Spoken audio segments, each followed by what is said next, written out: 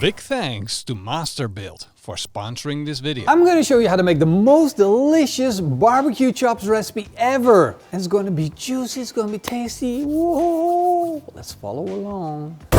And it starts with a decent piece of meat. Nothing crazy. Something that you can get on every corner store. Every butcher has this. This is regular pork chops. This is in Dutch called procureur. In English we call this a collar. And this is what the most delicious chops are made of. Of course, you can get the loin chops, which are more expensive, have a little less fat, but we like the fat. So don't go near the loin chops. Just stick with the collar chops. It's just delicious. And hold on. I'm not all about showing the packages, but look at the price. This is €8.59 the kilogram. People call me crazy a lot of the times when I say something is cheap. They say, well, it's not cheap. Rib fingers, they called me out on it. Said, not cheap. I had a pizza yesterday and it was twice the price.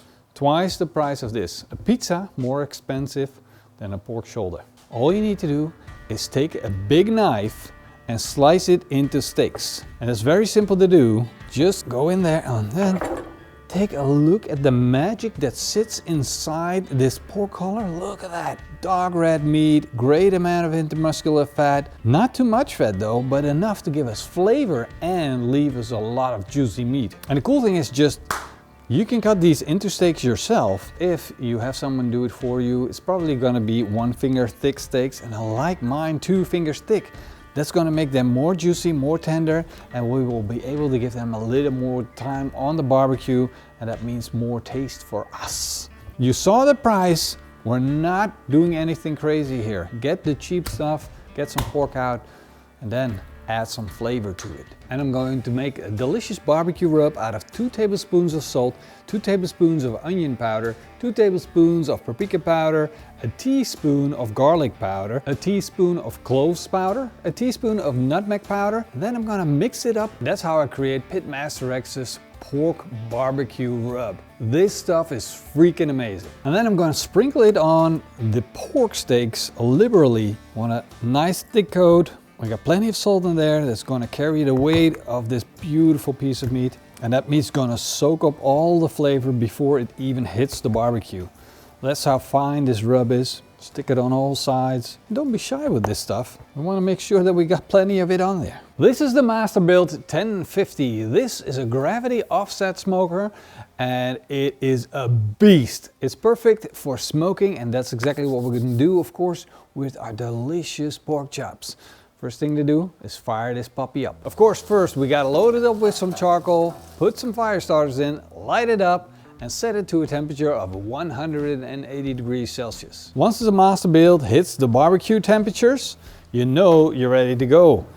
We got some heat in this, but it's a moderate heat, which means we got plenty of heat to melt the fat of the pork chop without grilling the pork chop. So we're in between a barbecue low and slow session and a really hard searing session. So that's going to give us a little bit of time. I'm going to put the pork chops on, stick in the meter thermometer, and let these smoke until they hit a core temperature of 65 degrees Celsius. Now, of course, we're going to do something extra to make these pork chops even better than they're already going to be. Of course, we got great meat, we got an amazing seasoning, and we're making the pork chops on the barbecue, which means they're going to taste freaking amazing. Juicy, tender, taste amazing, but we want something extra. And that's why I'm going to give you my recipe for honey mustard sauce. So I'm going to put in a 1/4 cup of mayonnaise. Of course, we got world's finest mayonnaise from the Netherlands. A 1/4 cup of mustard, and both mustard and mayonnaise are oil based. And oil means if you put it on a steak when it's hot, like our pork chops, it's going to be bubbling and sizzling, and it's going to make your pork chops on the outside fry like nothing else, and going to give you a crust that will blow your mind. So that's the base of our sauce. Now, of course, we need to add some honey too.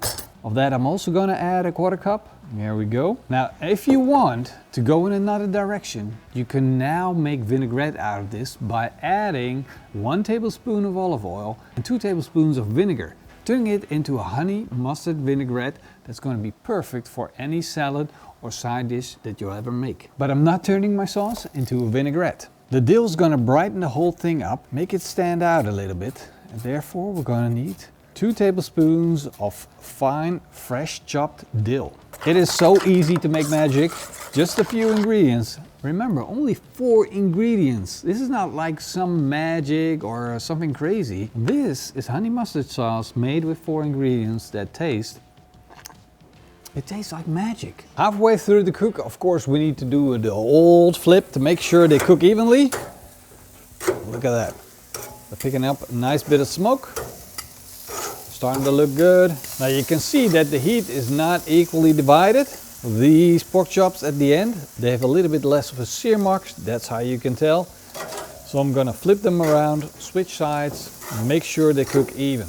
Then I'm gonna close the lid and let them continue to cook until the meter thermometer tells me they're done. And now I wanna give them a last little sear, and that's why I'm raising the temperature to 250 degrees Celsius for that final sear. And that's when I get to apply my delicious honey mustard sauce. Look at that color. It looks so good. It's gonna be so tasty. The only thing you need to be looking out for is burning the honey. So you don't wanna do that. And that's why I'm only applying it at the last minute. So I can take it off when I need to and my pork chops will still be done. Put some on your brush. Start brushing it on. Give them a few minutes just like that. Then flip them around.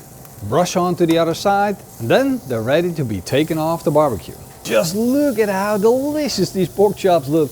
They got that red color from the smoke. They got the sear mark. They got the delicious color from the rub and the sauce. That's how you know you did a good job. And it's time to take these delicious chops off the grill. Give them a good bit time to rest. And once you let the pork chops rest for about 5 minutes, it's time for the meat inspection. Oh yeah. This is where you guys get to judge on my pork steaks. There we go. Look at that. Juicy meat. Still a little bit of pinkness inside from the meat. That is supposed to be that color. It's perfectly cooked to 65 degrees Celsius. And we got a delicious crust. We got the red color from the smoke. We got a little bit of the sear mark. We got the rub color sitting on it. We got the honey mustard sauce color sitting on it.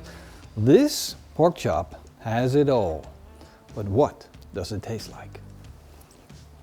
You know we can never go to a restaurant again. Just a few ingredients. That's how far you are away from the tastiest meat ever in your life. I'm gonna have another slice. And another one. And another one. You want a slice? Oh, boy, ridiculously good. Ooh.